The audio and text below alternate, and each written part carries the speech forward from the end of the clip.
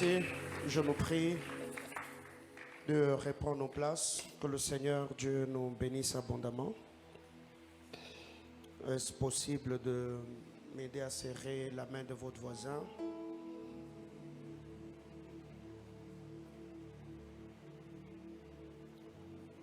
C'est une grâce que tu me fais ce soir de saluer cette merveilleuse personne qui est à tes côtés.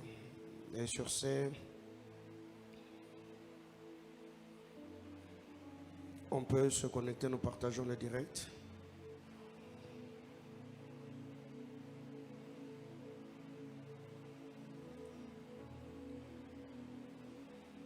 Et dans les quelques petites minutes, nous allons partager la pensée du Seigneur.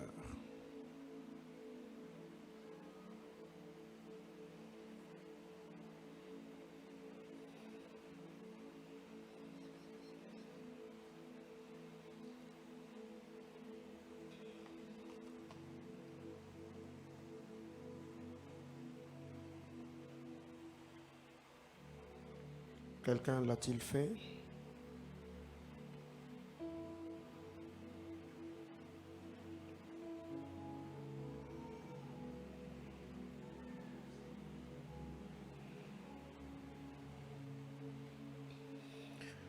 Alors,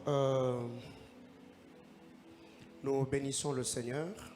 Nous rendons de multiples actions de grâce au Maître des Esprits. C'est lui pour qui nous sommes fils. C'est lui au-devant de qui nous nous tenons et marchons. Nous disons merci à la bergerie de la jeunesse du centre missionnaire Mahanaïm pour le travail, l'implication, l'organisation. Le berger Amy, le berger Jonas, l'équipe organisateur, tous les coordonnateurs. Je ne saurais pas ici citer vos noms, mais trouver ici mes sincères remerciements dans ce faible mot. J'ai vu comment vous vous êtes battus pour organiser ces assises. Que le Seigneur, Dieu Tout-Puissant, vous bénisse, vous garde et que dans les jours à venir, que nos conférences Overflow soient plus glorieuses, plus puissantes et que cette organisation soit de plus en plus excellente. Alléluia. Est-ce qu'on peut joindre nos mains, acclamer le Seigneur pour les organisateurs de Overflow? Donc sur ce, je dis également merci à tous mes prédécesseurs. Que Dieu bénisse le berger Amy, Dieu bénisse le berger Jonas, que le Seigneur fasse également du bien à mon frère, le révérend Emmanuel Batouambi, qui nous a abondamment et immensement bénis hier. Quel message! Vraiment, personnellement, je suis très béni. Et sur ce, nous vous saluons, vous qui êtes là. Que le Seigneur vous bénisse abondamment. Bishop, ça fait longtemps. Ça fait très longtemps. Donc, vraiment, je vous salue. Merci d'être venu. C'est une joie immense que de vous voir toujours dans la sainte et glorieuse présence du Dieu créateur. Quelqu'un m'a dit Amen. Ton Amen est faible. Dieu soit loué. Alors, général, quel dynamisme comme toujours. Vraiment, Célé, nous t'aimons beaucoup. Nous t'aimons beaucoup, on est fiers de toi. Et je crois que Pater Rouillos de cette année, nous serons avec toi afin de célébrer le Seigneur ensemble. Alléluia. Toi, il faut que tu reviennes. Tu as toujours été là. Vraiment, tu as toujours été là et nous croyons que le Seigneur, Dieu de toute grâce, va continuer à te rendre utile pour l'église du Congo, le corps de Christ, mais aussi l'église du Katanga. Nous saluons tous les internautes. Que Dieu bénisse abondamment tous les bien-aimés frères et sœurs. De partout vous êtes en train de nous suivre, que la grâce de notre Seigneur Jésus-Christ vous soit multipliée. Alléluia. Alléluia. Alléluia. Alors, ouvrons nos Bibles. Actes des Apôtres, chapitre 5. C'est un peu long, le texte, mais souffrait qu'on le lise ensemble. Actes des Apôtres, chapitre 5, du verset 1er au verset 10. Merci, merci si on peut honorer la parole du Seigneur. Merci beaucoup. Actes des Apôtres, chapitre 5, du verset 1er au verset 10. Si vous avez trouvé, on peut lire ensemble. 1, 2, 3, go. Mais un homme nommé Ananias, avec Saphira, sa femme, vendit une propriété et retint une partie du prix, sa femme le sachant. Puis il apporta le reste et le déposa aux pieds des apôtres. Pierre lui dit, Ananias, pourquoi Satan a-t-il rempli ton cœur au point que tu montes au Saint-Esprit et que tu aies retenu une partie du prix du champ? S'il n'eût pas été vendu, ne te restait-il pas? Et après qu'il ait été vendu, le prix n'était-il pas à ta disposition? Comment as-tu pu mettre en ton cœur un pareil dessein? Ce n'est pas à des hommes que tu as menti, mais à Dieu. Ananias, entendant ce parole, tomba et expira. Une grande crainte saisit tous les auditeurs. Il faut souligner le verset 6. Le jeune Jean s'étant levé, l'enveloppèrent, l'emportèrent et l'ensevelirent. Environ 3 heures plus tard, sa femme entra, sans savoir ce qui était arrivé. Pierre lui adressa la parole. Dis-moi, est-ce à un tel prix que vous avez vendu le champ? Oui, répondit-elle, à ce prix-là. Alors Pierre lui dit, comment vous êtes-vous accordé pour tenter le Saint-Esprit, pour tenter l'Esprit du Seigneur? Voici, ceux qui ont enseveli ton mari sont à la porte et ils t'emporteront. Au même instant, elle tomba aux pieds de l'apôtre et expira. Le jeune Jean étant entré, la trouvèrent morte. Ils l'emportèrent et l'ensevelirent auprès de son mari. Parole du Seigneur, je nous prie de reprendre nos places. Qui m'a dit Amen? Est-ce que je peux enseigner ce soir avec toi? Est-ce que je peux enseigner avec toi? Dieu soit loué. Alors, nous le savons déjà depuis le début de cette édition de Paterhuios 2025. Nous sommes autour de notre thématique qui a vraiment pesé dans mon cœur quand le jeune Jean s'élève. Quand le jeune Jean se lève, et il a plu au Seigneur que ce thème soit réparti en 4 sous-thèmes. Ce qui fait que le premier jour, le berger Jonas Mwebe nous a parlé de jeunes gens et de leur ambition. Le mercredi, le berger Amy, à son tour, nous parlera de jeunes gens et quoi d'ailleurs? Les jeunes gens et l'impact des jeunes gens dans une église locale. Voyez-vous, il n'y a que 2 jours que nous avons prêché ce thème. L'impact des jeunes gens dans une église locale. Et hier, le pasteur Emmanuel Batombi nous a parlé de jeunes gens et la loyauté. Et ce soir, par la grâce du Seigneur, le temps que nous a imparti, je m'entretiendrai bien évidemment avec vous autour de ce sous-thème, c'est que le Père attend de jeunes gens. Alors déjà, de prime abord, nous devons retenir que le cheminement de ces 4 sous-thèmes, au fait, nous amène quelque part. La première des choses, on a commencé à parler de jeunes gens et de leur ambition. Parce que très généralement, quand nous naissons comme des enfants. C'est les parents qui ont des ambitions sur nous. Parce que quand on est enfant aujourd'hui, Shemira n'a pas d'ambition, Raël n'a pas d'ambition, Zoé n'en a pas encore. Pourquoi? Parce qu'ils sont encore petits. Mais quand ils atteindront un certain âge, on verra que ces enfants-là commenceront également à s'organiser. Ils vont commencer à réfléchir, ils vont commencer à orienter leur vie, leur destinée pour que demain après-demain, qu'ils deviennent quelque chose dans la société. Mais à un certain âge, un enfant n'a pas d'ambition. Mais c'est le père qui il y a des ambitions sur la vie de l'enfant, ce qui fait qu'il peut orienter ce dernier avec le conseil, ce que nous appelons l'éducation de base. Pourquoi? Parce que c'est cette éducation de base qui deviendra au fil de temps une boussole qui va permettre à l'enfant d'orienter sa destinée et de trouver de l'équilibre. Mais vous verrez qu'après avoir eu toutes ces ambitions, nous sommes dans la société. Ce qui fait que les ambitions des jeunes gens doivent produire de l'impact dans leur milieu environnemental. Mais ici, pour nous, on a beaucoup choisi le milieu ecclésiastique parce que nous sommes en train de parler comme jeunes. Mais étant des jeunes, cet impact ne se manifestera pas que dans le milieu ecclésiastique, évangélique ou pentecôtiste, mais cet impact doit également se manifester dans le milieu familial, estudiantine, professionnel, afin que, étant ambassadeur du royaume, étant chrétien sauvé, lavé par le sang de l'agneau, que nous puissions influencer notre milieu environnemental. Mais ces ambitions-là et cet impact demandera également l'ajout d'un autre ingrédient que nous avons appelé la loyauté.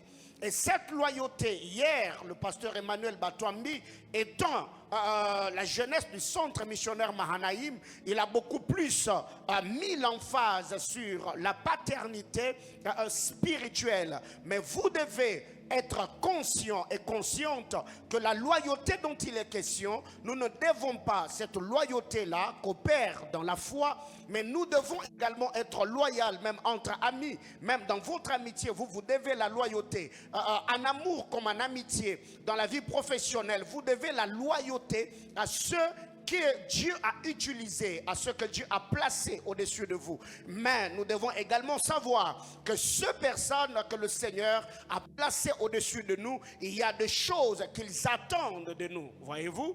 Il y a des choses qu'ils attendent de nous. C'est pour cette raison d'ailleurs que ce soir, moi, je vais m'entretenir avec vous autour de ce sous-thème, ce qu'un père attend de jeunes gens.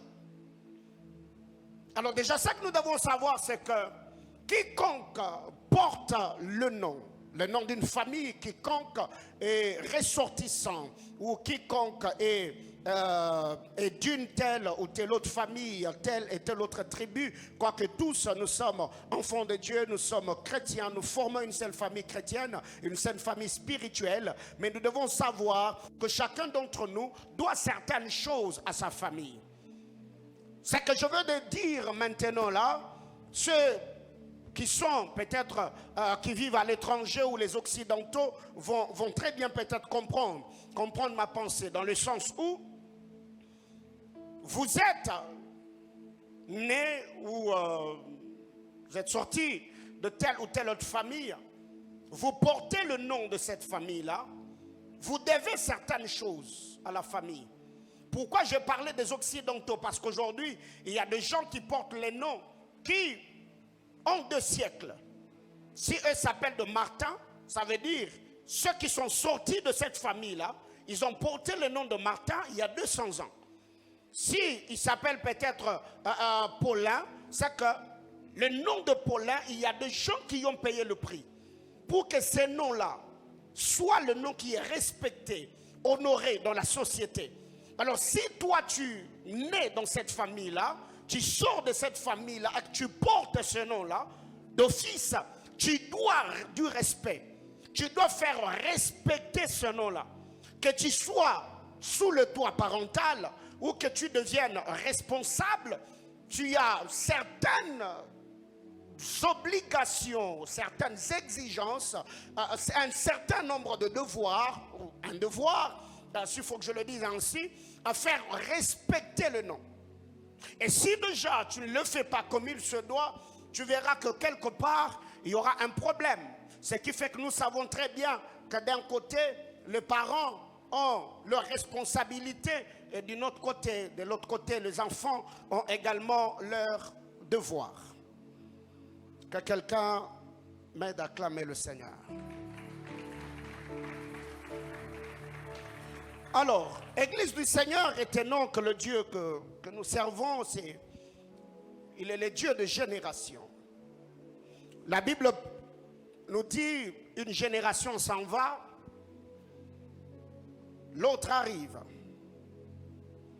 La première des choses que nous devons retenir, pourquoi les jeunes gens doivent s'élever, les jeunes gens doivent s'élever parce qu'il y a une vision à protéger. Suivez-moi très bien.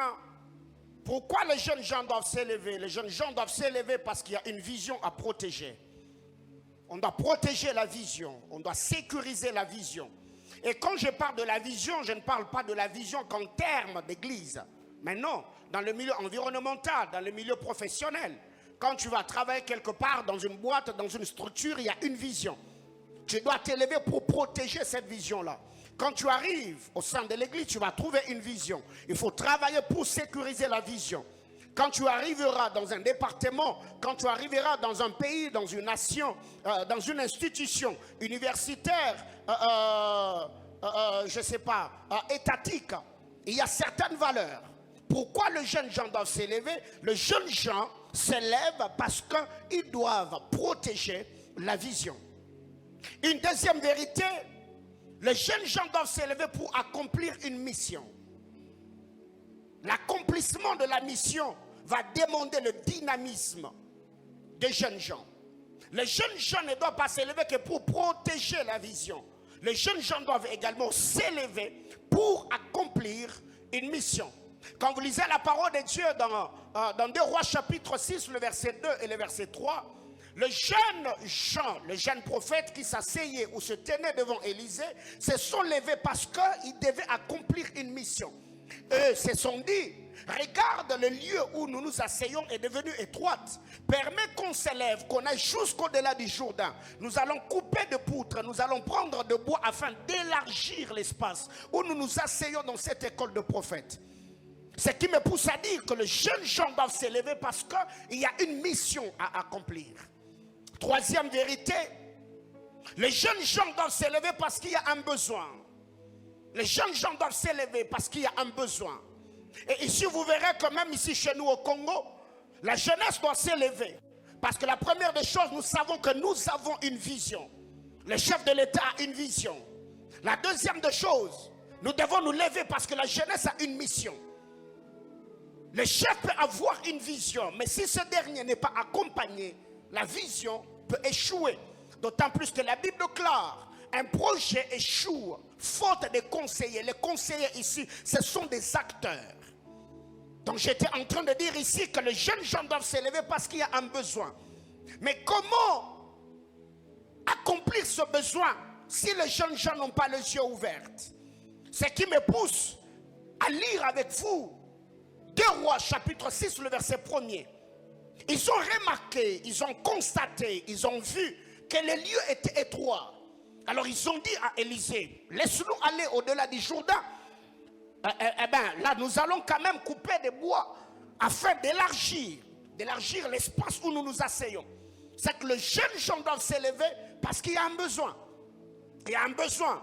Aujourd'hui même dans les milieux évangéliques, il y a un besoin. Regardez aujourd'hui l'homosexualité, le lesbianisme, le boîte de nuit, qui s'accroît du jour le jour, les buvettes, les terrasses, tout ce qui se passe autour de nous. Donc les jeunes gens doivent se lever parce qu'il y a un besoin. Quatrième vérité, les jeunes gens doivent se lever parce qu'ils sont forts. Les jeunes gens doivent se lever parce qu'ils sont forts. 1 Jean chapitre 2, le verset 14. L'apôtre Jean dit, je vous ai écrit à vous jeunes gens parce que vous êtes forts. Parce que vous avez la vigueur. Parce que vous avez le temps. Vous savez, aujourd'hui, quand j'étais dans la vingtaine ou trentaine, il y a certaines choses que je pouvais faire. Aujourd'hui, on a quand même pris de l'âge. Plus je suis en train de prendre de l'âge, il y a certaines choses que je faisais hier que je ne peux plus faire aujourd'hui. Pourquoi? Parce que l'âge ne me permet plus. L'endurance, la vigueur que j'avais autrefois. Aujourd'hui, même si vous me mettez ici, que je cours avec un jeune de 15 ans, je vais m'essouffler. Pourquoi? Parce que j'ai pris de l'âge. C'est que les jeunes gens doivent s'élever parce qu'ils sont forts. Cinquième vérité, les jeunes gens doivent s'élever pour accomplir leur tâche. Il faut accomplir votre tâche. Il faut bien l'accomplir d'ailleurs. Acte chapitre 8. Acte 8, l'ange arrive, c'est le Saint-Esprit qui dit à Philippe, lève-toi, prends le chemin qui est désert. Quand il arrive là, l'ange lui dit, avance près de ces chars. La Bible déclare, Philippe courut. Pourquoi Philippe a couru? Parce qu'il avait la notion du temps. Il savait que tous les temps n'étaient pas à sa portée. Il devait travailler, il devait maximiser, il devait gagner le temps. Donc retenons au moins de prime abord que les jeunes gens doivent s'élever parce qu'il y a une vision à protéger, il y a une mission à accomplir, il y a un besoin. Ils doivent s'élever parce qu'ils sont forts, mais cette force doit leur permettre d'accomplir une tâche. Mais une autre chose, retenons, s'élever n'est pas un problème parce qu'ici, nous sommes en train de parler de ce grand thème, quand le jeune Jean se lève, quand le jeune Jean se lève. Bien-aimés dans le Seigneur, nous devons déjà nous mettre d'accord sur une chose, c'est que le jeune Jean ne s'élève pas pour dégourdir leurs jambes. Hein. Ce n'est pas parce que ils se sont tellement mis sur leur chaise qu'il y a la mollesse, il y a la fatigue, il y a comment je peux le dire, il y a cette lourdeur qui s'est abattue sur eux, qu'ils doivent s'élever parce qu'ils ont de crampes. Mais maintenant, le jeune Jean s'élève parce qu'il y a une vision. Le jeune Jean s'élève parce qu'il y a une mission. Le jeune Jean se lève parce qu'il y a des objectifs. Donc, c'est ce que nous devons retenir. Mais vous devez vous comprendre ensemble avec moi. S'élever n'est pas un problème. Mais combien de temps resterons-nous debout? Le problème n'est pas s'élever, mais le problème c'est combien de temps nous allons rester debout. Alors vous devez déjà retenir que la durée du temps que les jeunes gens sont appelés à rester debout est déterminée par combien de temps ils étaient assis. Je parle à l'église. Ça veut dire l'endurance que les jeunes gens manifesteront en étant debout est déterminée par combien de temps ils étaient assis. Ici, quand je parle d'être assis, je ne parle pas de s'asseoir comme vous êtes assis, mais je suis en train de parler au fait de combien de temps ils ont été enseignés, combien de temps ils ont été formés, combien de temps ils ont été encadrés. Le problème n'est pas de commencer, mais le problème c'est ce que tu as mangé, ce que tu as consommé, le bagage ou le background que tu as reçu avant de commencer. Parce que commencer n'est pas un problème, mais accomplir c'est ce qui compte. Est-ce que je parle à la jeunesse? C'est que s'élever n'est pas un problème. Les jeunes gens s'élèvent. Quand ils s'élèvent, oui. Mais retenons que le temps qu'ils sont appelés à rester debout est déterminé par combien de temps ils étaient assis. Quand vous lisez la parole de Dieu dans le livre de 2 Rois chapitre 6, ils étaient assis. Et l'apôtre Paul, même quand il parle de lui, Paul dit il a passé toute sa vie au pied de Gamaliel. Paul était assis. Gamaliel le formait. Ce qui fait qu'aujourd'hui avoir l'onction n'est pas suffisant. Alors on s'est fie. J'ai l'onction, j'ai la grâce. J'ai de vision. Je suis éloquent. Je suis éloquent. Je parle bien. Ce n'est pas suffisant. Être éloquent n'est pas synonyme de convaincre, de transformer. Transformer le cœur. J'entends quelqu'un me dire amen. Donc les jeunes gens, quand ils se lèvent, quand ils se tiendront debout, le temps qu'ils feront debout est déterminé par combien de temps ils étaient assis. Le temps où ils étaient formés. Une deuxième vérité. Le temps qu'ils se tiendront debout est déterminé par leur esprit d'équipe.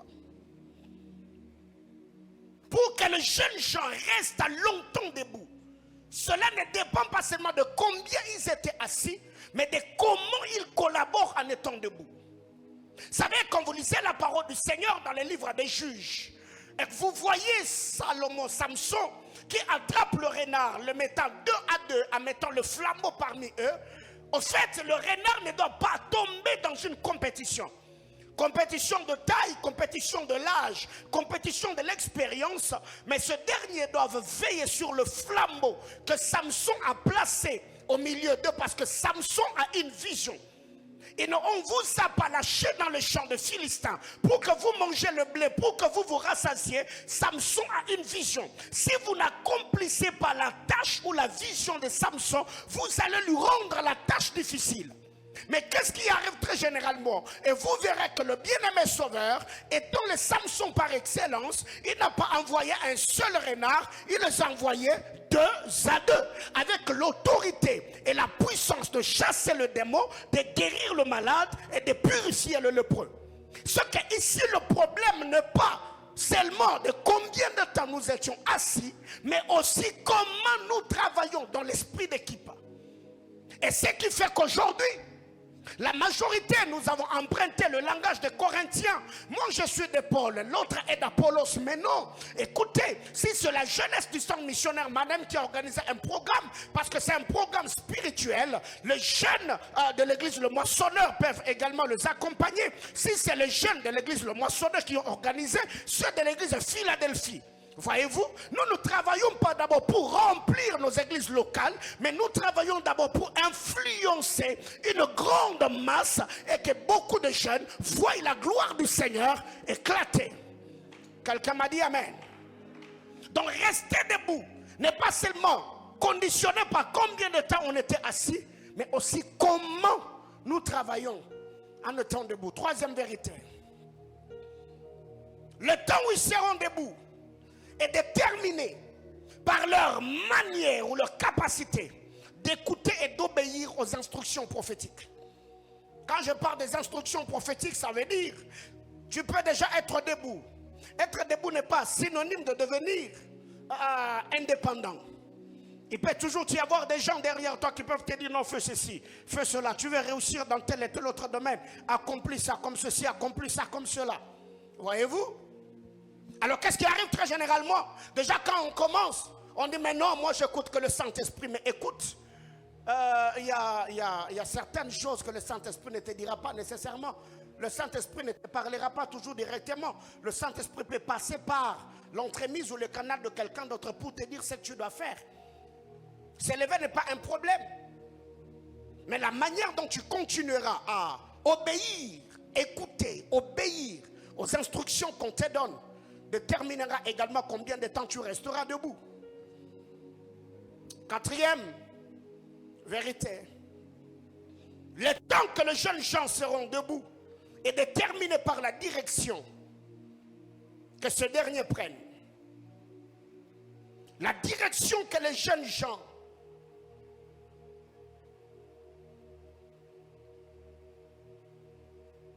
vous savez, il y a des gens qui ont bien commencé. Hein? Il y a des gens qui ont très bien commencé sans prophétie, sans parole de connaissance. Quand tu vois leur manière de faire, tu te dis, oh my God, c'est glorieux ça. C'est beau, ces jeunes gens, ils ont de l'avenir. Oui, mais le problème n'est pas avoir commencé, mais c'est la direction que vous prenez. Quand vous êtes debout, vous prenez quelle direction? Voyez-vous? Et il y a d'autres personnes qui courent pour... Je vais en parler dans les minutes qui suivent. C'est qu'il y a des gens aujourd'hui. Être debout n'est pas un problème. Quand les jeunes gens se lèvent, oui, se lever est une chose. Mais combien de temps nous resterons debout? Mais aussi, rester debout est conditionné par la direction que l'on prend. On prend quelle direction? Si vous prenez un autre chemin détourné, vous vous détournez du chemin du Seigneur, Dieu va vous abandonner. Vous rencontrerez autre chose et votre vie finira catastrophique et vous serez dans les oubliettes. Cinquième vérité, je suis ici en train de courir derrière le temps. Les jeunes gens, quand ils s'élèveront, le temps qu'ils passeront debout est également déterminé par leur discipline. Il faut rester discipliné. Il faut rester concentré. Il faut garder les yeux sur les objectifs. Même la Bible déclare que nos regards restent focus sur Jésus-Christ, le consommateur de notre foi. Et c'est lui d'ailleurs qui l'amène à la perfection. Quand les jeunes gens se lèvent, Mais vous devez savoir, et notre palier, c'est qu'il y a des choses à éviter. Il y a des choses à éviter. Ce qu'il y a à éviter, c'est que quand les jeunes gens se lèvent, le problème n'est pas se lever, mais le problème c'est ce que l'on fait après qu'on se soit levé. Parce qu'il y a des gens qui se lèvent pour ne rien faire.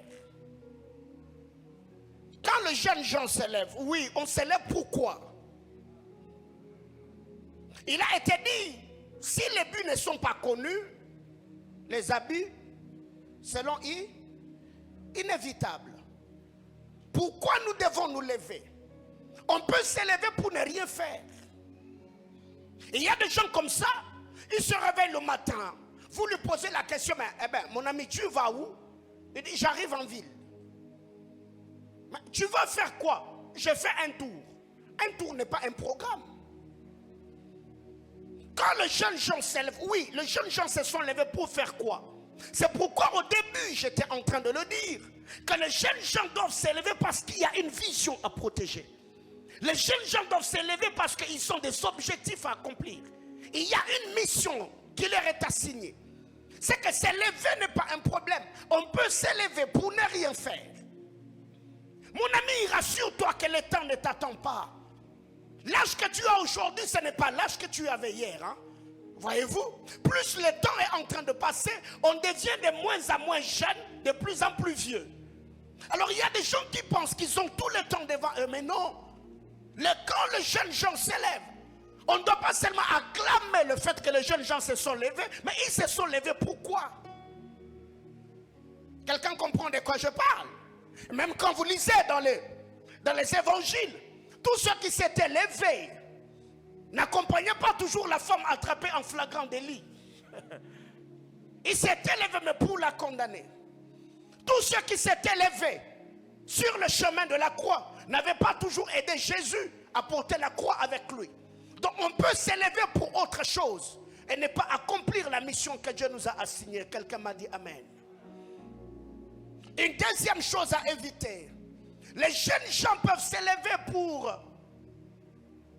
n'aller nulle part. Ils peuvent s'élever, mais sans avoir une direction. Parce que s'élever n'est pas seulement s'élever pour ne rien faire, mais il y a d'autres personnes qui se lèvent, mais elles finissent leur vie dans un cercle vicieux. Parce qu'il n'y a pas de direction, parce qu'il n'y a pas de vision, parce qu'il n'y a pas une mission, parce qu'il n'y a pas des objectifs. Parce que si nous sortons de ces overflows, on a dit quand le jeune gens se lève, on va se lever pour aller où? On va se lever pour faire quoi? Et on va se lever parce que qui nous l'a demandé? Parce que bien vous devez savoir, il y a des gens qui se lèveront après ces assises, mais d'autres doivent rester assis parce que ce n'est pas leur temps de se lever. Est-ce que je parle à l'église? Parce que sinon chacun va dire non mais il est temps, on va se lever. Mais non mais mon ami écoute, est-ce que toi tu y as les seaux qui vont te permettre à tenir longtemps? Mais non, reste à boire encore le lait. Accepte qu'on t'entretienne encore jusqu'à ce que tu auras le seau qui seront capables, lorsque ta structure osseuse, lorsque le squelette sera bien bâti, tu tiendras debout pendant longtemps. Ce qui a évité, c'est s'élever sans une direction. Parce que si tu t'élèves sans une direction, tu n'iras nulle part. Troisième chose à éviter, les jeunes gens peuvent également s'élever pour tout détruire. Quand les jeunes gens s'élèvent, ils s'élèvent pourquoi? Il y a ceux qui peuvent s'élever pour détruire. Je prends un exemple, vous arrivez dans une église, vous trouvez que tout est ordonné, on a payé le prix, dans le jeûne il y a une administration, il y a le conseil d'administration, il y a de bergerie. Toi tu arrives, tu dis non mais moi j'ai sans l'onction, Dieu me demande de commencer un ministère. Et là tu vas commencer à prendre les gens, tu les amènes à la montagne. Non, tu t'es levé, pas pour bâtir, mais là tu es en train de détruire. Est-ce que je parle à quelqu'un? Toi on t'a appelé, tu es prophète dans une famille. Un homme t'a fait confiance et quand tu entres dans sa maison, tu commences à donner des prophéties derrière le dos. En disant, oh non, je vois ton mari, Dieu m'a dit, ta femme, Dieu m'a dit. Là, tu n'es pas en train de bâtir. Tu t'es levé avec le don, mais pas pour bâtir, mais là, tu es en train de détruire. C'est qu'on doit faire très attention quand les jeunes gens se lèvent. Ça peut être avantageux, mais ça peut aussi être accompagné par certains désavantages. Parce que ce qui fera que la levée des jeunes gens profite à l'église, à la communauté, à la société, c'est quand les jeunes gens sont encadrés. C'est quand les jeunes gens poursuivent, ils ont une vision, ils ont une direction, ils sont des bons leaders. Mais si ce dernier s'élève parce qu'ils ont voulu se lever ou parce qu'ils ont entendu le son de la trompette, ils iront nulle part et le dégât sera considérable. Dis à ton voisin, assieds-toi encore un peu. Les jeunes gens peuvent s'élever pour tout détruire, mais aussi quatrièmement, les jeunes gens peuvent s'élever pour se perdre. Ils peuvent s'élever pour se perdre. Vous savez, aujourd'hui, par la grâce du Seigneur, j'ai 11 ans de vie pastorale. 11 ans. Depuis que je suis pasteur. Dans quelques mois, 18 ans. Depuis que je suis prophète. L'année prochaine, je crois que ça sera 28 ans de vie chrétienne. J'ai vu plusieurs personnes commencer la marche chrétienne avec des dons extraordinaires. Mais aujourd'hui, ils sont nulle part. J'ai vu plusieurs commencer la marche chrétienne avec nous étant zélés comme tout. Aujourd'hui, ils sont dans les oubliettes. Le problème n'est pas s'élever. Tu peux t'élever pour te perdre. C'est pour cette raison qu'on sait qu'il a une grande destinée. Il doit apprendre un moment à s'asseoir et écouter ceux qui ont réussi et ceux qui sont restés constants dans leur marche avec le Seigneur. Quand le jeune gens se lève, il se lève pour aller où? Il se lève pour faire quoi? Il se lève parce que qui les a demandé de se lever? Ils se sont levés parce que qui est en train de les accompagner? Parce que vous savez, quand les jeunes gens se lèvent, il se pourrait qu'en se levant devant eux, ils ont un général qui les accompagne, soit ils ont un maître derrière eux qui leur montre le chemin. Alors si jusque-là devant toi il n'y a personne, derrière toi il n'y a personne, rassure-toi que tu es déjà perdu. Parce que tu ne te conduiras pas toi-même. Quelqu'un m'a dit amen. Ton amen est faible. Une autre chose, c'est que nous devons retenir, quand les jeunes gens se lèvent, ils peuvent se lever pour faire l'opposé de ce qu'on les a demandé. Les jeunes gens peuvent bien se lever, mais cette fois-là pour faire le contraire de ce qu'on les a demandé. Quand vous lisez la parole de Dieu, vous allez vous rendre compte dans le livre de 1 Samuel chapitre 13. Saül s'est levé, mais Saül en s'élevant, il a fait le contraire de ce que Samuel lui avait demandé. Ici, Samuel lui a dit, précède-moi à Gilgal, attends-moi 7 jours, je viendrai moi-même présenter le logos, le sacrifice devant le Seigneur. La Bible claire, comme Samuel tardait, la Bible dit, le peuple a commencé à se retirer de Saül. Saül s'élève. Là, Saül va s'improviser sacrificateur. Au-delà de commettre ces délits, la Bible claire, Samuel l'appelle, il lui dit, Dieu me dit, va, tue Agag, détruis les Amalécites. Quand Saül se lève, il va faire l'opposé, le contraire de ce qu'on lui a demandé. On ne doit pas seulement célébrer la levée des jeunes gens, mais on doit être derrière eux. Est-ce que je parle comme un pasteur? Parce que vous savez, dans cette église aujourd'hui, je vois beaucoup de grâces. Surtout ici chez nous à la jeunesse, je vois comment ils organisent leur programme ici, ils montent, ils travaillent, ils prêchent. Je vois des dons et des grâces extraordinaires. De fils de prophètes, n'en parlons pas. Oui, ils sont en train de monter. Mais soyons derrière eux. Est-ce que je parle à l'église? Quand les jeunes gens se lèvent, cher administrateur ayez les yeux ouverts. La levée des jeunes gens peut être avantageux, mais ça peut aussi être accompagné de beaucoup de dégâts. Quelqu'un me comprend? Alors les jeunes gens ici, ils peuvent s'élever pour faire le contraire. On vous a envoyé dans une famille aller prier là-bas. Est-ce que moi je vous ai dit de demander l'argent de café? Et toi-même déjà tu sais que même le café tu n'en consommes pas. Je vous ai dit aller prier dans cette famille là. Est-ce que moi je t'ai dit que quand tu vas là-bas donne de prophéties?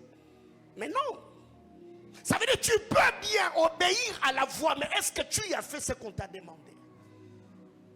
On peut te dire viens, mais est-ce que tu es venu répondre à l'appel que tu as reçu?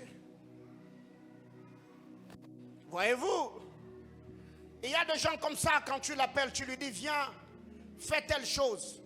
En fait, il l'a fait avec le pied, mais pas avec son cœur. Parce qu'en allant faire ce que tu lui as demandé, il a murmuré dans le cœur. N'est-ce pas? Vous connaissez ce genre de choses, non? Même toi, quand tu étais enfant, ça t'est déjà arrivé. Vous étiez en train de suivre la télé avec les autres. Tu étais en train de jouer avec les autres, maman t'a appelé. Tu as répondu à l'appel de maman seulement parce que c'était maman, si c'était quelqu'un d'autre, donc tu allais te foutre. Voyez-vous? C'est qu'il y a des choses comme ça qui arrivent. Quand les jeunes gens se lèvent, ils peuvent s'élever pour faire le contraire. Ils peuvent s'élever pour se perdre. Ils peuvent s'élever pour détruire. Ils peuvent s'élever pour ne rien faire. Alors, je suis déjà en train de chuter. Je ne vais pas aujourd'hui abuser de votre temps, Église de Dieu. Alors, quand les jeunes gens se lèvent, quelqu'un va dire, mais jusque-là, le pasteur prêche de quoi même? Il parle du grand thème ou il est en train de parler de son sous-thème? Donc, je suis encore dans le grand thème. Hein? Je suis encore dans le grand thème. Donc, mon sous-thème, là, je peux l'exploiter même dans 10-15 minutes après. Après, je vous libère. Quand les jeunes gens se lèvent, retenons la première des choses que les jeunes gens, ils sont la force du Père. Hein? Les jeunes gens, c'est la force du Père. Les jeunes gens, c'est la force du Père. Les jeunes gens sont la force du Père. Quand vous lisez la parole de Dieu dans le livre de Genèse, chapitre 34, si Shem a enlevé Dina, si Shem, après avoir enlevé Dina, si Shem a violé Dina, vous savez, Jacob n'a rien dit. Hein? Jacob n'a rien dit. Si Shem a violé sa fille, si Shem a enlevé sa fille, mais je me suis dit, Jacob, tu as toujours celui qui a lutté avec l'ange, mais pourquoi tu ne t'es pas levé pour défendre Dina? Jacob va me dire, Paulin, écoute, tu ne sais pas combien de temps ça m'a pris entre la période où j'ai lutté avec l'ange et le temps que j'ai lutté avec mes deux femmes pour faire asseoir ma famille. Donc, je n'ai plus de force. Si je dois aller lutter avec Sichem, comme j'ai lutté avec l'ange, d'ailleurs, je n'ai plus lutté parce que cette lutte-là avec l'ange, ça m'avait laissé de traces. Alors, comme j'ai le mauvais souvenir d'avoir lutté avec l'ange, moi, je ne sais plus lutter. Laisse-moi un peu m'asseoir parce que je sais que dans cette histoire, moi, je n'ai plus d'épée. Oh my God. Oh yes, Lord. Alors, qu'est-ce qui arrive dans cette histoire? Vous allez vous rendre compte que la Bible va me dire ou me rapporter que Jacob n'a rien dit. Jacob est resté silencieux. Jacob attendait que ses enfants arrivent. Bien-aimés dans le Seigneur, vous devez faire très attention. Le silence d'un père peut être un écho pour ce fils. Est-ce que je parle à quelqu'un? Parce que vous devez savoir, et ton fils, il y a d'autres choses que j'appelle le silence coupable. Quand tu vois ton père silencieux, le silence du père peut être un message direct où le père te dit, moi je n'ai plus de force, défends-moi. Parce que vous devez savoir, un père qui prend de l'âge, il ne sait plus se défendre. Parce que tout ce qu'il avait comme force, il a transféré dans les enfants.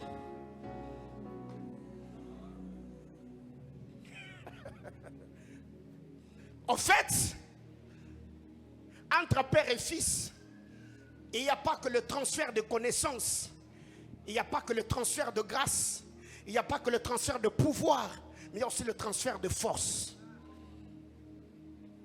Hier, je pouvais faire certaines choses.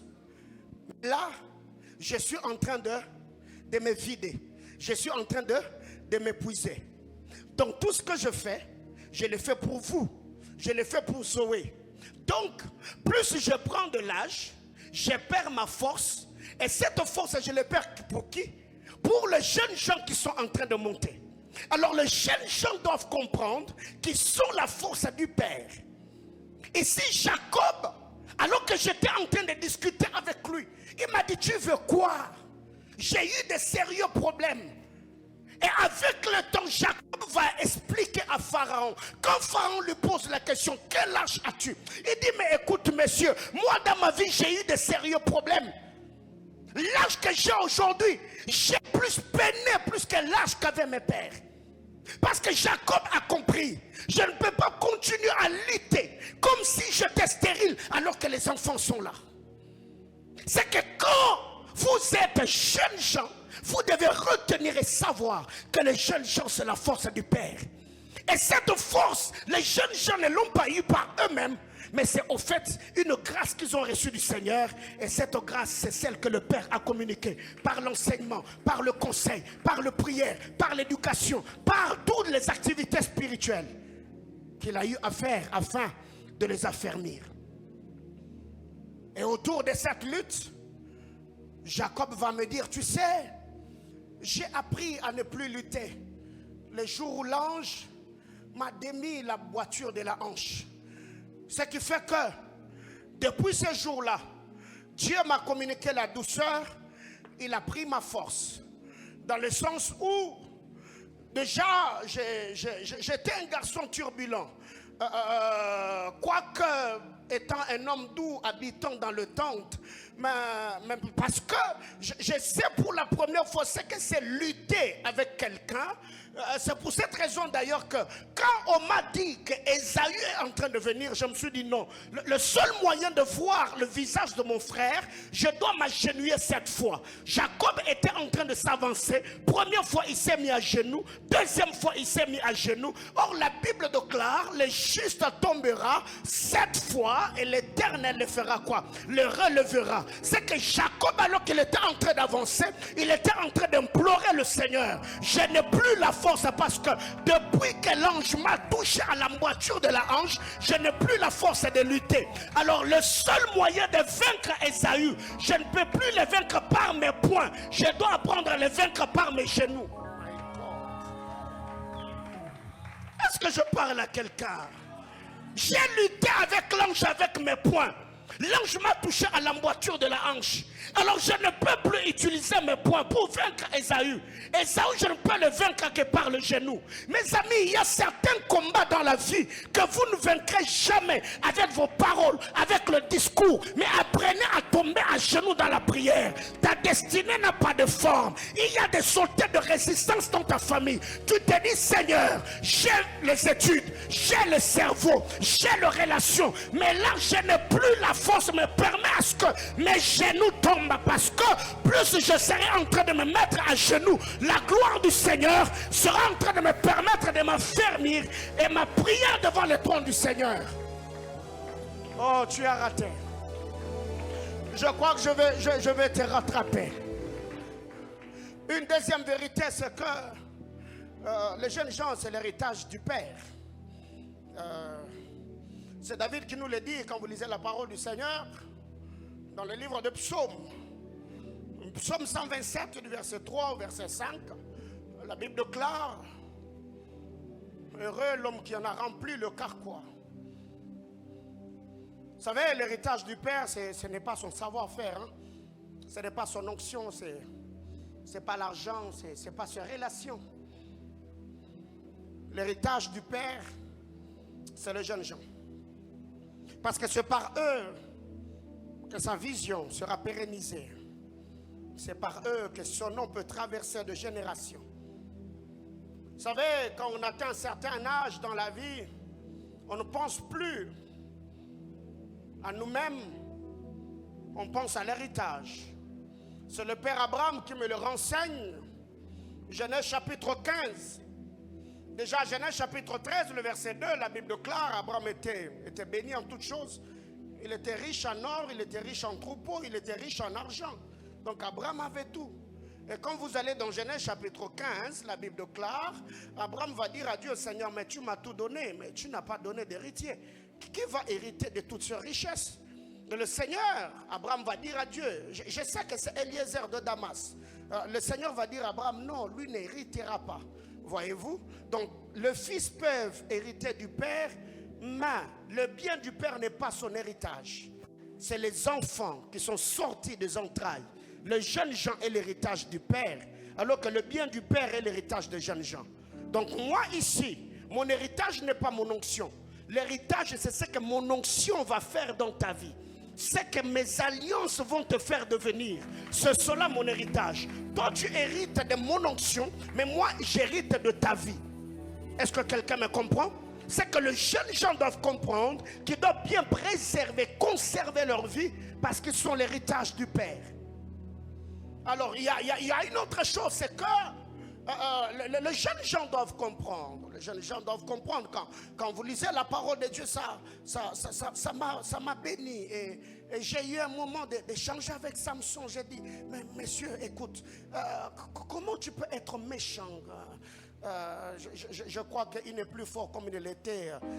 De peur que quand on se rencontrera au ciel, qu'il y ait des dégâts. Alléluia. Je crois que Samson n'est plus fort comme il l'était autrefois. Alors, pendant que j'étais en train de m'entretenir avec lui, je lui dis, mais tu es méchant. Tu as perdu tes yeux, on t'a rasé les cheveux. Après, tu vas prendre un jeune Jean, un jeune homme, tu vas lui dire, mais écoute, viens, aide-moi à tenir des colonnes. Alors, j'ai essayé de lire, j'ai dit, mais Samson, après que ces jeunes gens t'aient aidé à toucher les colonnes, est-ce que tu as patienté que ces garçons sortent de la salle pour qu'il ait la vie sauve, ou parce qu'il était seulement...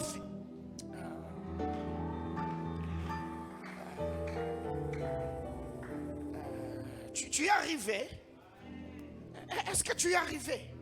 Ah non, non, tu n'es pas arrivé. C'est que moi, quand j'ai essayé de lire, je n'ai pas vu un lieu dans cette histoire où Samson a patienté que les garçons qu'il a aidés sortent de la salle. Je ne sais pas s'il était sorti ou non. Parce que je n'avais pas d'abord le temps d'aller lire le commentateur biblique pour voir quand même ce que le Père théologien on dit sur ce sujet. Mais il y a quelqu'un d'autre qui va dire, mais papa sait que moi je suis orphelin. je suis orphelin. Je n'ai pas de père, je n'ai pas de mère. Mais comment est-ce qu'on peut me faire ça? Mais après même que je l'ai aidé, moi j'ai toujours été là pour lui. Mais il faut se rassurer qu'il y a certaines choses que le Seigneur, dans sa souveraineté, permet que ça arrive pour que ton nom entre dans le annales. Est-ce que je parle à quelqu'un? Oui, il y a certaines choses. Il y a certaines choses. Là où tu attendais peut-être être remercié, après que tu aies aidé, après que tu aies fait, on te regarde comme si tu n'avais rien fait. Ne murmure pas. Dis-toi seulement, même si moi, je n'ai pas pu me tirer d'affaire, mais au moins Samson, lui, a accompli sa mission. Si Samson a accompli sa mission, alors je sais que comme c'est moi qui l'ai aidé,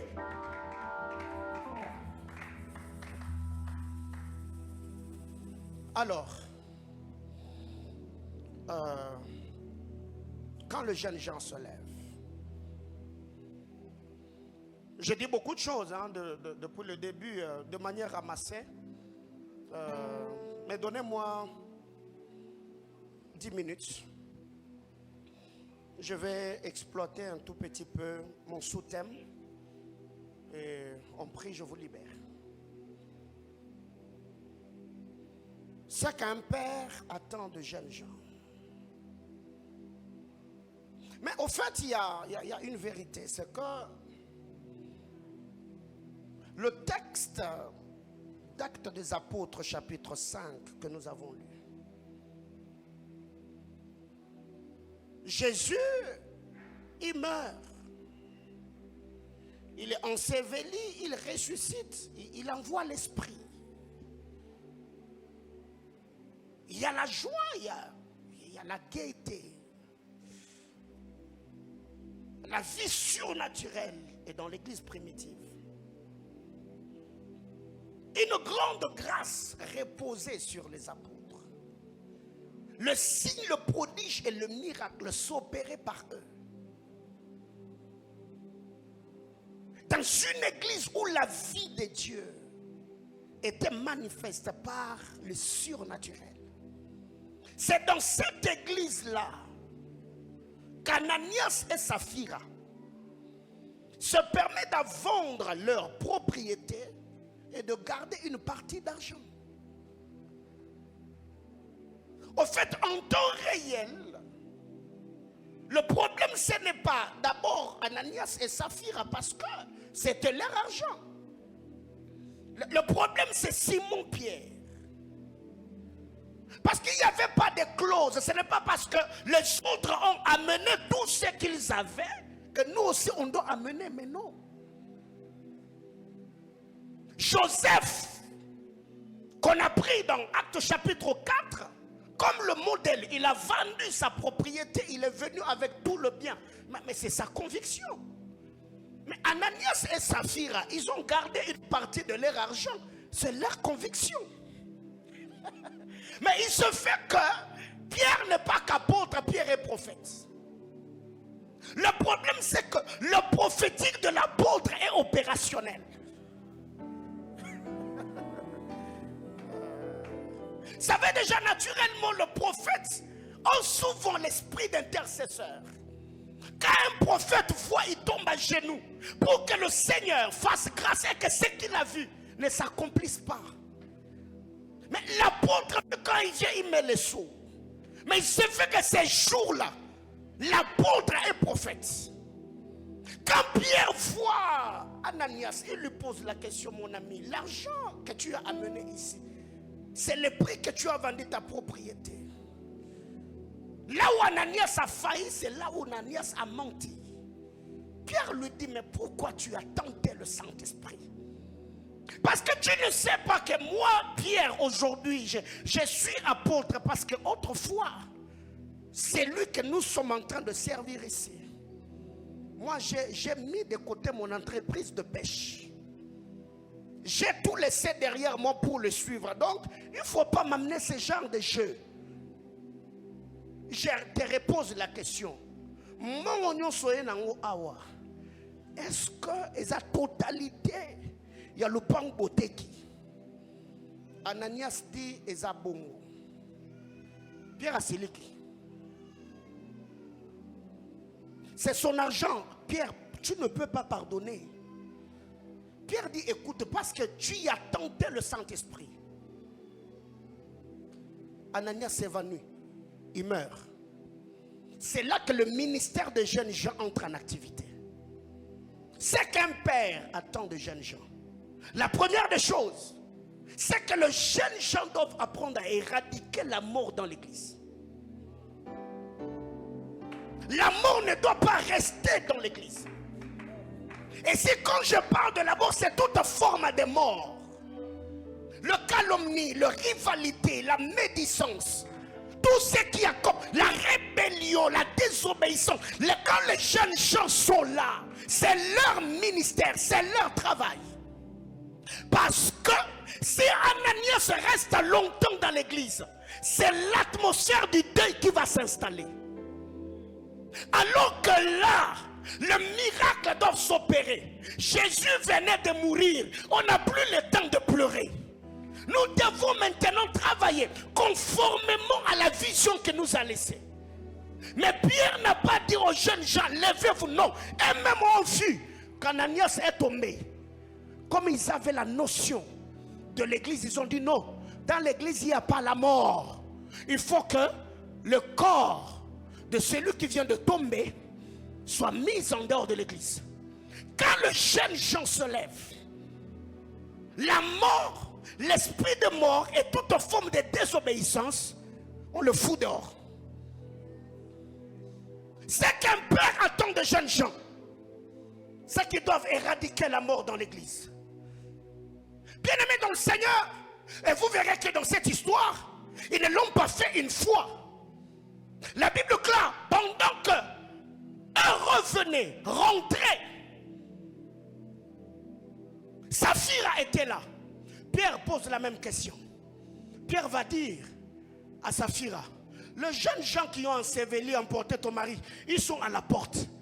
Pierre, quelle dimension prophétique? Ils n'étaient pas encore entrés. Mais l'esprit de Pierre, il savait qu'ils étaient là. Ils ont dit, ils t'emporteront aussi. Quand les jeunes gens entrent, ils ont trouvé Saphira.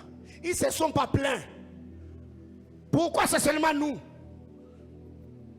Pourquoi tous les yeux ici ne font pas ce sale boulot? Non. Pourquoi c'est vous qui doivent éradiquer la mort? Parce que vous êtes forts. Jeunes gens, je vous écris parce que vous êtes forts. Les jeunes gens doivent s'élever parce qu'il y a une vision à protéger. Bien-aimés dans le Seigneur, quand vous lisez cette portion d'écriture, personnellement, ça m'a béni.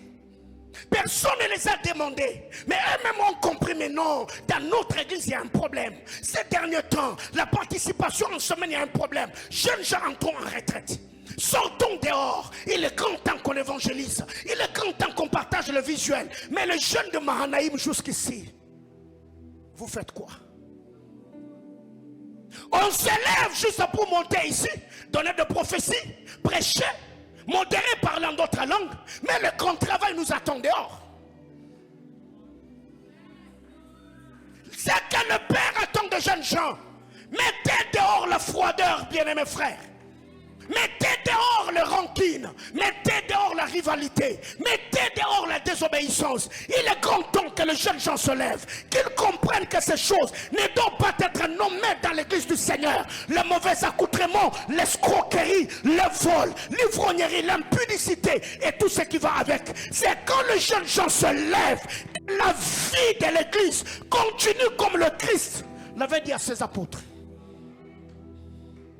Mais quand le ministère de jeunes gens n'est pas opérationnel, la lourdeur va s'installer. Vous savez, qu'est-ce que j'attendais de vous cette année? C'est qu'on remplisse le temple. Sur le plan organisationnel, c'est plus que ce qu'on a fait l'année passée, n'est-ce pas? Cette année, vous êtes vraiment excellent. Mais vous allez vous rendre compte, il y a quelque chose qu'on n'a pas touché. Quelqu'un comprend ça? Oui. Mais pendant ce temps-là, les jeunes de l'église Mahanaïm ont fait quoi? Non, ils sont là, bras croisés. On attend l'équipe organisateur. Dis à ton voisin, cette affaire te concerne. Quand les jeunes gens se lèvent, c'est qu'au overflow de l'année prochaine, tous on est organisateurs. On est tous dans l'organisation. Parce que c'est une affaire qui nous concerne. C'est notre département, c'est notre église. Donc tout ce qui est mort, on doit faire quoi? Foutre ça dehors. Ce qu'un père attend de jeunes gens, c'est que la mort ne doit pas être nommée au sein de l'église. Ils se sont levés, les jeunes gens. Ils ont pris le corps, ils sont partis. Mais ils pouvaient aussi se dire, mais nous pendant qu'on va enterrer là-bas, les apôtres peuvent opérer un miracle. Nous, on va rater ça. Ils peuvent donner une révélation. Nous, on va rater ça. Ce n'est pas un problème. Nous, on n'est pas là d'abord pour être bénis par le ministère des apôtres. Nous, on est là comme gardiens du sanctuaire. Nous, on veut à ce que la mort ne reste pas longtemps dans l'église. Ananias, il tombe, on le met dehors. Saphira tombe, on la met dehors. Parce que nous, on est là. Quand les jeunes gens se lèvent dans une église, mes amis, le réveil éclate. Alors, qu'est-ce qu'un père attend des jeunes gens? Le père attend que les jeunes gens assurent la relève.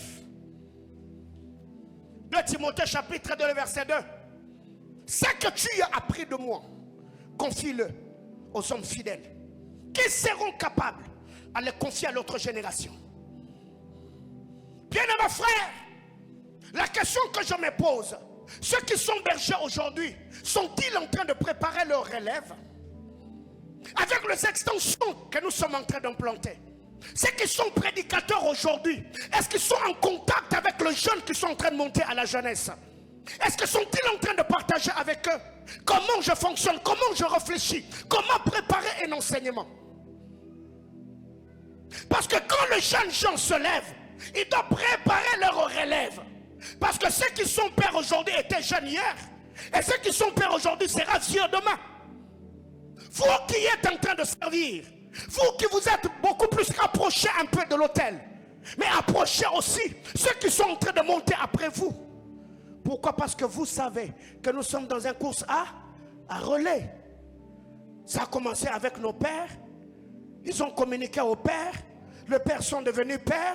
Et aujourd'hui, nous continuons. Ce que vous devez comprendre, dans cette église, il y a une génération, la première génération de pasteurs qu'on a libérés. Il y a une deuxième vague de pasteurs que nous sommes en train de libérer. Chaque année, il y a des pasteurs qui partent. Voyez-vous? Cette année, on a découvert Mardoché, Mansouma, pas seulement comme prédicateur, pas seulement comme prophète, mais prédicateur qui était béni. Voyez-vous? Cette année, Papa Joël Tracola, nous l'avons découvert comme prédicateur. Ce n'est pas qu'il est devenu, il a toujours été là. Mais il attendait juste le temps qu'une brèche s'éclaire, que quelqu'un d'autre cède la place pour que lui aussi entre. Alléluia. C'est que vous qui êtes là, si tu sais et tu sais que dans le temps qui est en train de venir, je ne serai plus ici, tu dois former un remplaçant au point où tu te dis, si je ne suis pas là, ce que je faisais, tel sera capable à mesure de le faire. Mais le problème c'est quoi? Non, moi je veux partir. Mais quand tu partiras, qui prendra ta place? Et ça c'est l'église primitive. Judas n'est plus. Il faut que quelqu'un prenne sa place. Mais qui prendra sa place? Il doit être de ceux qui ont commencé avec nous depuis le Jourdain. Oui. Donc moi et Dieu, on ne travaille pas avec la politique de chaise vide. Tu pars aujourd'hui, demain quelqu'un d'autre te remplace. Parce qu'il y a tellement de grâces qui chôment dans l'église. Est-ce que quelqu'un comprend de quoi je parle? Oui, il y a de grâces qui chôment. C'est que le Père attend des jeunes gens, c'est qu'ils doivent assurer et préparer la relève. Troisièmement, qu'est-ce qu'un Père attend des jeunes gens? Il attend des jeunes gens un esprit sacrificiel. Je venais de parler tantôt d'un silence coupable. Vous savez, je crois que c'était en 2012-2013. Papa Roland Dallot, l'apôtre, nous enseignait à Kinshasa. Il a tellement enseigné qu'il y a des choses qui m'ont béni, ont façonné ma vie et ma conception du ministère jusqu'en ces jours.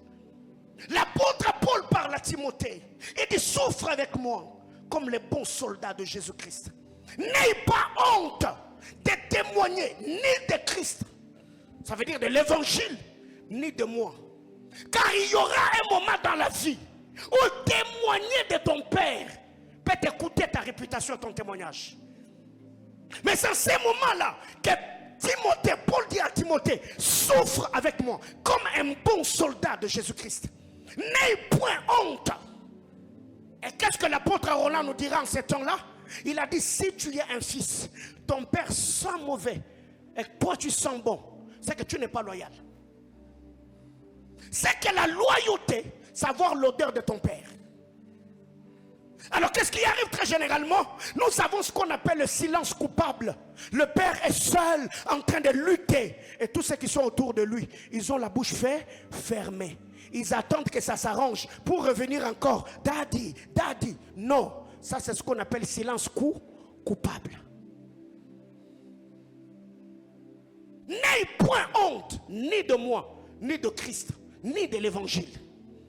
Un esprit sacrificiel souffre avec moi. Tout leader bâtisseur, ce qu'il attend de ceux qui sont autour de lui, c'est être avec lui dans le bon et le mauvais moment.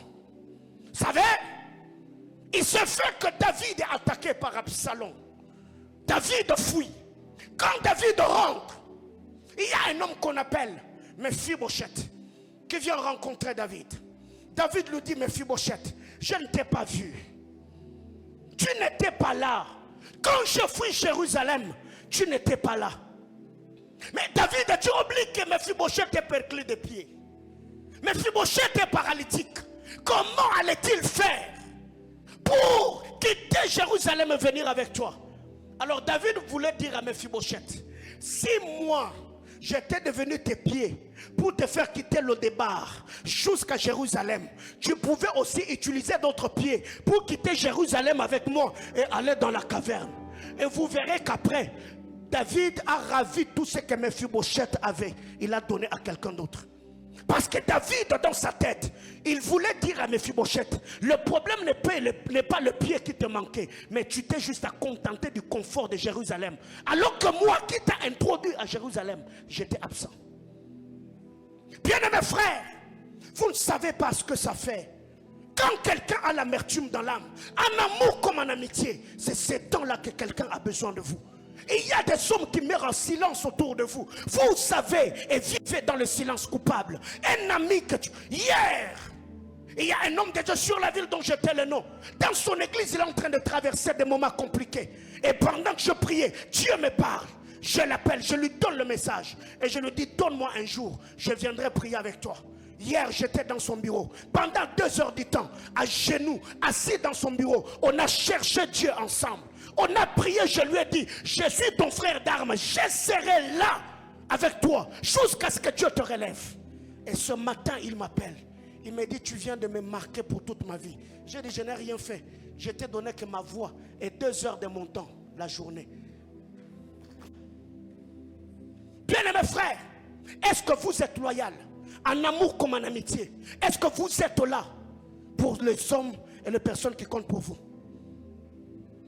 Ce qui est d'ailleurs déplorable, c'est de voir que dans une église, il y a un prédicateur, un fils de prophète. Pendant 2 mois, son père lui prêche. Il n'a jamais coupé n'un fils qu'une partie de sa prédication qu'il a bénie pour mettre sur les réseaux sociaux. Mais les jours où on lui donne le micro, les jours où on lui prophétise, allez sur les statuts, allez sur WhatsApp, vidéo et vidéo, vidéo et vidéo. Je vous regarde. Je sais, c'est ça la semence qu'il y a dans le cœur de l'homme. C'est la visibilité qu'on cherche. C'est la vie. On travaille notre image. On travaille notre image. Ouais. Ouais. Pendant que moi je lutte là, tu as un silence coupable sur ton statut. Je ne vois ni l'affiche de l'église, ni le programme de l'église. Tu attends que Dieu visite à nouveau l'église. Pour que tu... Non, frère. Je ne suis plus le prophète pour la dire. Non, non, non, Botimbi Singa. Hein? Au fond, on a mémoire. Je vous assure. Les silences coupables. Oui, plusieurs personnes vous vivez comme ça. Je ne le dis pas seulement pour moi. En amour comme en amitié. Vous avez blessé plusieurs personnes qui attendaient votre accompagnement et vous ne l'avez pas fait. Quand les jeunes gens savent, vous vous êtes levés pour aller où? Vous vous êtes levé pour faire quoi? Et je vous regarde, Mecha. Et je lis les commentaires. Je dis, eh, Tabapetio. Nous avons besoin de biloko yo. Na otalo. Na pimelo micro te. Mais n'a déjà que ça semence c'est ça mon thème nao. Ouais. Na lobata, mais na lobby. Malasi ma pa osakoli chasus. Ngamona ya commenter, Mecha. Dis à ton voisin l'esprit sacrificiel. Ouais. Bien-aimés frères, j'ai toujours dit aux serviteurs, posez même des questions à mon épouse, elle vous dira comment je vis.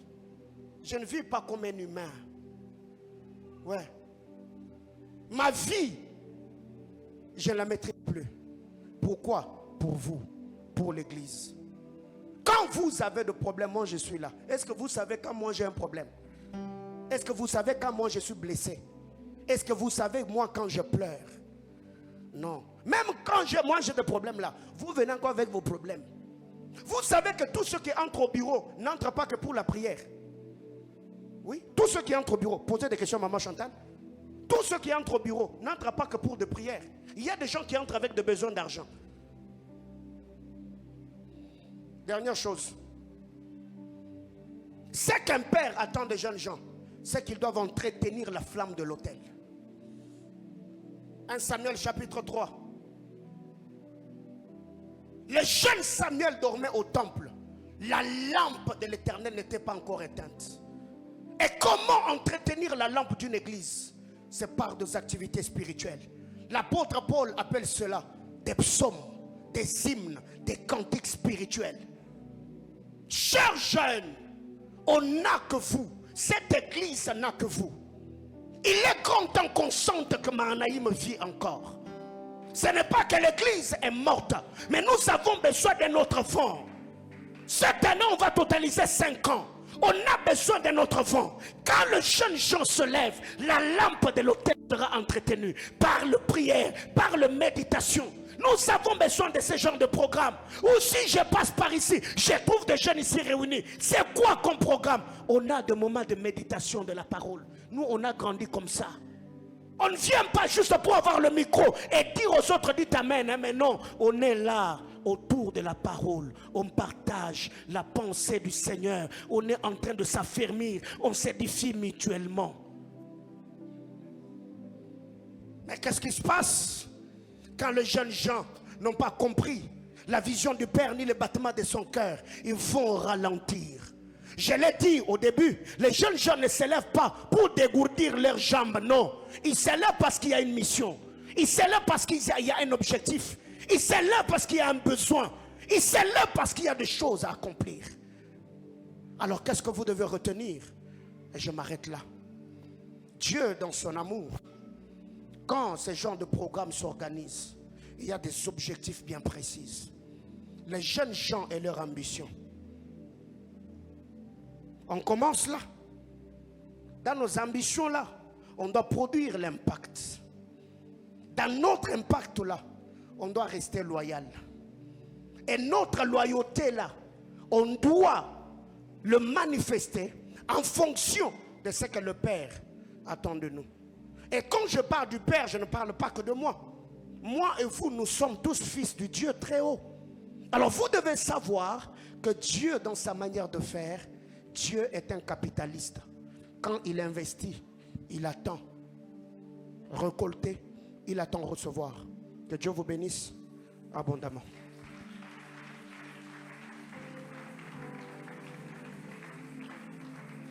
Quand le jeune Jean se lève, la vie de Paul peut être sauvée. Quand le jeune Jean se lève, les songes de Pharaon aura son interprétation.